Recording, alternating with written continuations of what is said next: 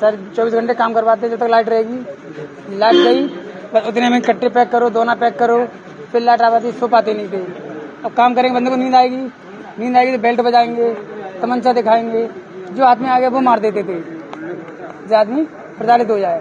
किस तरह से आप इनके चंगुल में फंसे थे, कैसे पहुंचे थे इनके पास? सर ये पहुंचे थे, बाहर जाते घूमने, वहीं से बंदे को कहते हम काम करोगे, हम कहते करेंगे काम।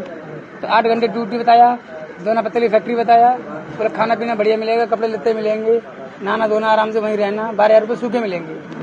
इसी चंगुल में आगे सर, और यहाँ आकर सीधे लॉकअप में बंद कर दिया। तो फिर क्या कुछ हुआ आपके साथ में? यहाँ पे फिर यहाँ के काम करो 24 घंटे, अगर आंख लगी तो मार पड़ती है, सारे बंदों मार पड़ती है। खाने में क्या देते थे? 13 लोग खाने में 24 घंटे में एक बार चोकर की रोटी, 4 रोटी और नमक और सूखी मिर्च। कितने लोग थे और पुलिस ने कितने बरामद किए और कहाँ हैं? सर बंदे हम 13 थे, 13 बंदे सब लोग साथ में हैं। पता नहीं कोई हम मारे थे, 2-3 लोग मार भी दिए। 2-3 लोग मार दिए। आपके साथ क्या थे या नहीं अलग थे वो? क्या किया उनके साथ? हमारे से पहले वो हमारा सिर गंजा करके फिर बेल्ट बजाते हैं सिर में, जब सिर फट जाता फिर उनको बोरी बंद करके टांग देते हैं। फिर रात में हम लोग जब सो गए फिर लाइट बंद कर दी, उसके बाद बोरी बंद किया, उठा के ले गए फेंक आती। अब कैसा लग रहा है पुलिस ने जो? सर बहुत अच्छा लग रहा है, छूट गए, हम अपने घर पहुंच जाएंगे बच्चों के पास। उत्तर प्रदेश पुलिस का बहुत बहुत धन्यवाद, मुजफ्फरनगर पुलिस का जो हमें मुक्त कराया। आज किस तरह से सम्मान किया आपका? सर बहुत खुशी हो रही है, बस मैं सम्मान बयान नहीं कर पा रहे अपने मुंह से, हम इतनी खुशी मिल रही है। सुनिए आपने ये मजदूर की बाइट, किस तरह से दिल दहलाने वाली ये पूरी हरकत है।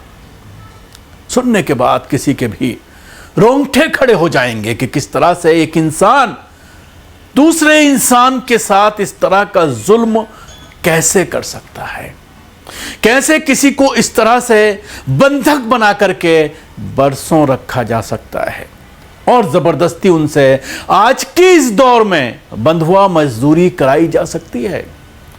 बड़ा खुलासा उत्तर प्रदेश पुलिस ने किया है, लेकिन सवाल इसके साथ यह भी खड़ा होता है कि आखिर यह सब कुछ महीनों तक कैसे चलता रहा, क्यों पुलिस को भनक नहीं लगी, कहां थी पुलिस की इंटेलिजेंस, कहां थे पुलिस के मुखबिर, वो मुखबिर जो अगर कहीं पर गाय काटी जाती है, वो मुखबिर अगर कहीं पर कोई मुसलमानों के जरिए क्राइम होता है तो वो एकदम खबर देते हैं पुलिस को। लेकिन ये कैसे इतने दिनों तक चलता रहा, ये एक बड़ा सवाल है। हालांकि पुलिस को बड़ी कामयाबी मिली है और जिस तरह से अंकित बालियान की दोनों फैक्ट्रियों में 2 साल से बंधक बनाकर रखे गए मजदूरों की बदहाली का जो ये वीडियो सामने आया है, जो बयान मजदूर का आपने अभी सुना है, जो रोंगटे खड़े करने वाला है।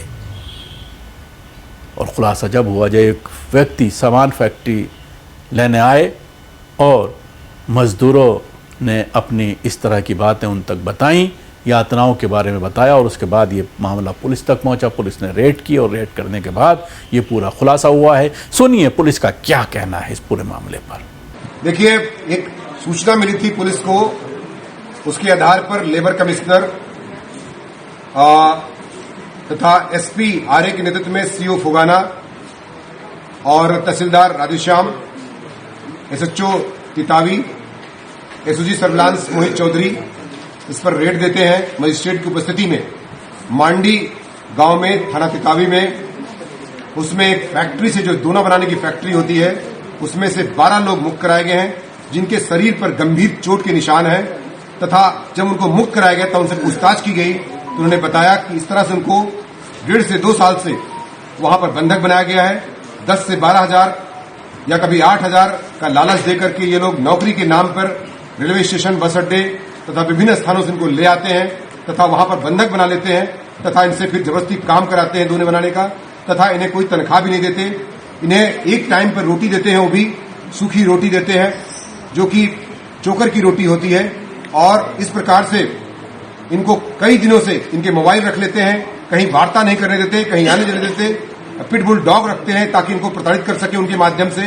साथ ही साथ लोहे के कुछ इंस्ट्रूमेंट रखते हैं, गर्म करके उसको प्रताड़ित कर रहे थे।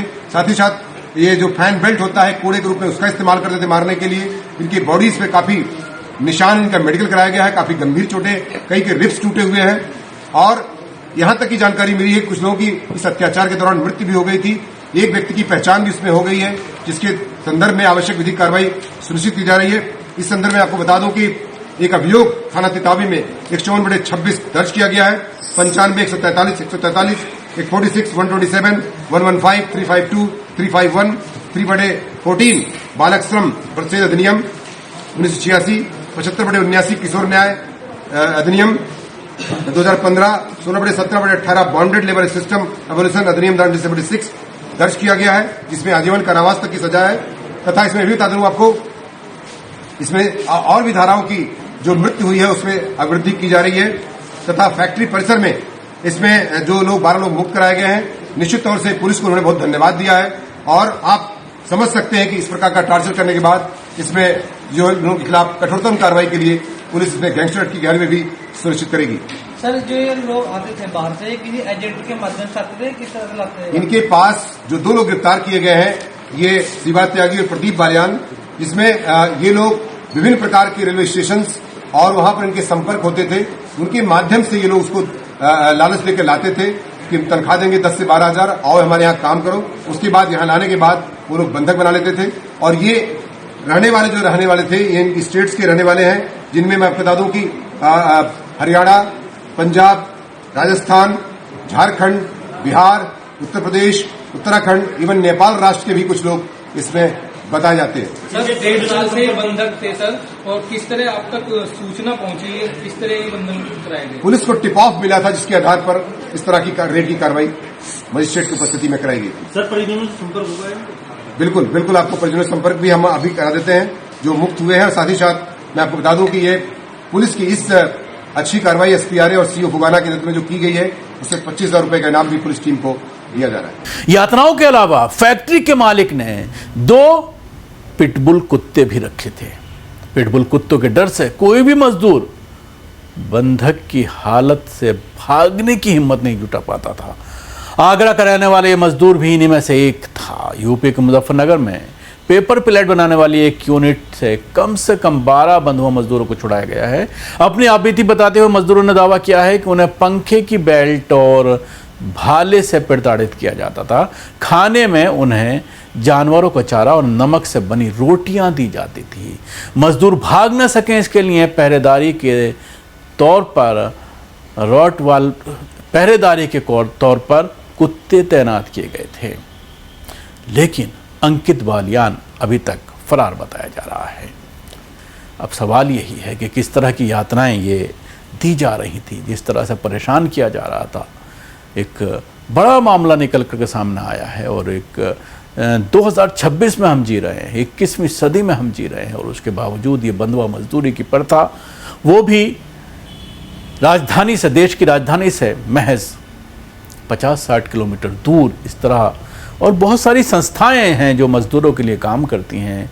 उसके अलावा सरकार की बहुत सारी तंजीमें हैं, सरकारी संस्थाएं हैं जो इस तरह की चीज़ों पर निगाह रखती हैं। लेकिन उसके बावजूद ये 2 साल तक ये गोरख धंधा चलता रहा।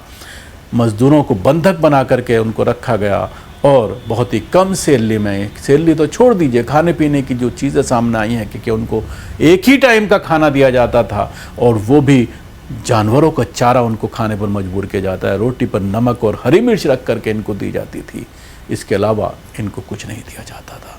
वो तो भला मानिए किसी तरह से मजदूरों के आपस में बात हुई और जो सामान देने के लिए आए थे उससे पूरा ये खुलासा हुआ, मामला पुलिस तक पहुंचा और पुलिस ने पूरा प्रकरण पर जो है पर्दा उठाया है। लेकिन सवाल यही खड़ा होता है क्योंकि इस पूरी घटना का अंजाम देने वाला अंकित बालियान है, इसलिए आपने इस खबर को किसी मेनस्ट्रीम मीडिया पर इसको लेकर के कोई डिस्कशन होते हुए, इस पर कोई बड़ा पैकेज चलते हुए, इस पर कोई बड़ी रिपोर्टिंग करते हुए आपने नहीं देखा होगा। ना ही हमारे नोएडा के जो कथाकथित पत्रकार हैं जो अचानक पहुंच जाते हैं, क्योंकि ज़्यादा दूर नहीं है, अभी तक पहुंच जाना चाहिए था नोएडा के कथाकथित पत्रकारों को, और इस पर लाइव करना चाहिए था, इस पर पूरी जानकारी देनी चाहिए थी, गिरफ्तारी को लेकर दबाव बनाना चाहिए था और ये दिखाना चाहिए था कि किस तरह से उत्तर प्रदेश में ये पुलिस की नाक के नीचे 2 साल तक ये चलता रहा और पुलिस तक भनक नहीं पहुंची। पुलिस का पूरा इंटेलिजेंस जो इनपुट है वो फेल हुआ।